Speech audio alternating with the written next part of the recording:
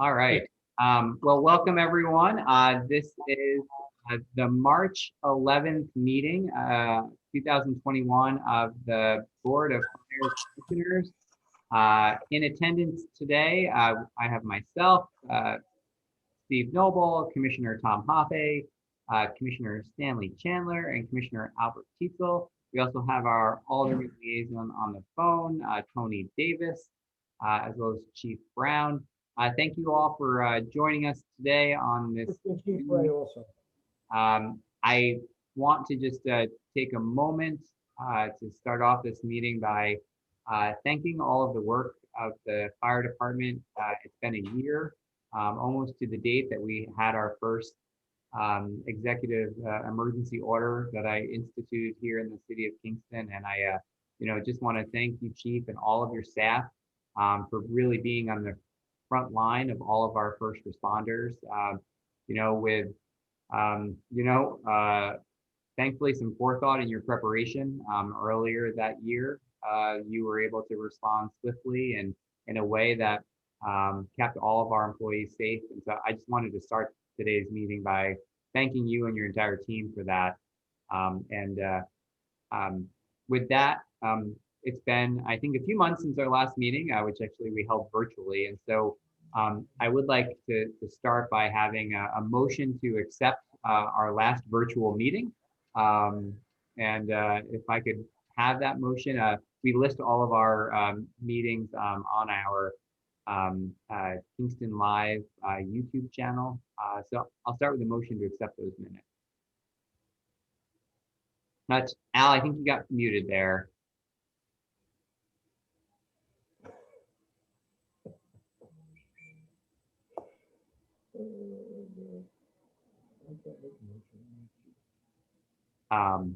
But while Al's trying to figure that out, I'll make the motion. Thank you, Commissioner Hoppe. Do I have a second? I'll second it. Thank you, Stanley. All in favor? All right. All right. Great. Thank you. Up next, we'll have a report from the chief. Chief, do you want to give us a report of the work the fire department's been doing since we last met? Okay, well, we have been doing standby duty at the vaccine center at the Kate Walton Fieldhouse. Anywhere from 1 to 3 personnel are there doing all the EMS to stop ambulance traffic and all that. They've been doing that quite a bit. On Sunday of this week, the Kate Walton Fieldhouse Vaccination Center will be shutting down, and it will be moving to Best Buy in the town of Ulster. We've been asked under mutual aid agreement with Ulster Hose to also provide coverage for that, which we will do.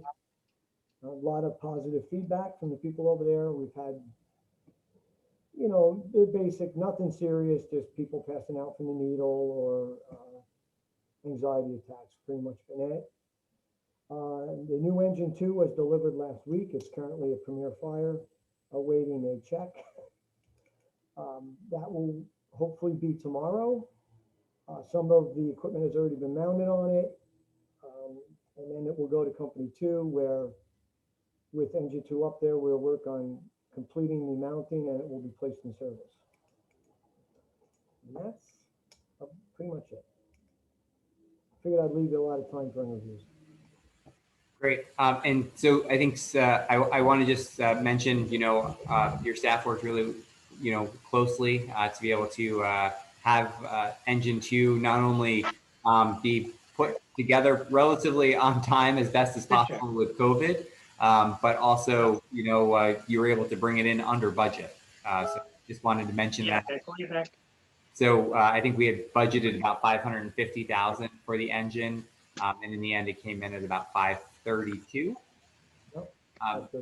And so I think that's we know that these pieces of equipment are not inexpensive, but you did what you could to be able to make sure you stayed within the bounds of the finances that we had here in the city. So kudos to you and your team for doing a good job on that. I think both Chris and I were both shocked. You hold your breath until you get it. Yeah. Good. And so in terms of, I think since the last time we've met, We had two retirements of firefighters within the department, and that necessitated some very efficient hiring on our part because of fire training starting at Montour Falls. And so, Chief, do you want to just give a quick update on that? January 6th, firefighter Puglisi retired, and February 26th, Deputy Chief Platt retired. The academy started February 15th, if I remember, Chris, right? The academy started the 15th. At first, we only had one spot, which we had hired already, which we were going to hire for, and suddenly it was upon us. So we had hired firefighter Jerry Rutledge's son, who was on the list. And like 2 days before the academy was set to go, we got notice that there was an opening and we were offered it. So, I mean, that puts them out of the academy in May, which means we would have two firefighters online all summer long, which would really lower our overtime. So I called you and did a very quick shuffle and hired the second firefighter, and they are in their 4th week of the fire academy already, and both doing well. And so with the retirement of the deputy chief, that's what's kind of precipitated this next item on our agenda, which is something that we would actually be going into executive session to discuss. And this is, you know, the interviews related to the deputy chief's position. And so what I'd like to entertain, unless anyone has any questions for the chief for his report, at this point, sorry, I forgot to ask that. Does anyone have any questions for the chief at this point? Okay, so not hearing any. So what we'll do is I'll ask for a motion to enter into executive session. Now that I'm off mute, I'll move that. All right, thank you. Al, do I have a second? All right, thank you, Commissioner Hoffe. All in favor? Aye. Aye. Aye. Any opposed? All right, I'm gonna turn off the recording here.